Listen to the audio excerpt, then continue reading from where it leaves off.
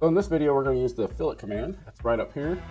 And the fillets, we can also use a chamfer, which is basically cutting the corner as opposed to rounding the corner. But we're going to take our hexagon here and we're going to start putting it in these corners. So every one I click is going to put that chamfer there, and it gives you the nice preview. Or sorry, these are fillets. So you noticed every place I clicked puts the rounded fillet in there, and I can go ahead and crease these if I want.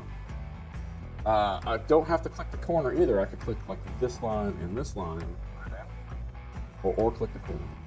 So either way is fine. And then I've got nice rounded corners, and I can change that radius here now if I want to. Hold me the picture. Now with the chamfer here, if you do equal distance, make sure you got the distances there, because watch this. If I wanted to equal distance and I put this in, it'll put both of those in and it'll link them together. If I don't have that, they're not linked together, so if I wanted to change these ones, I gotta change it different than that one.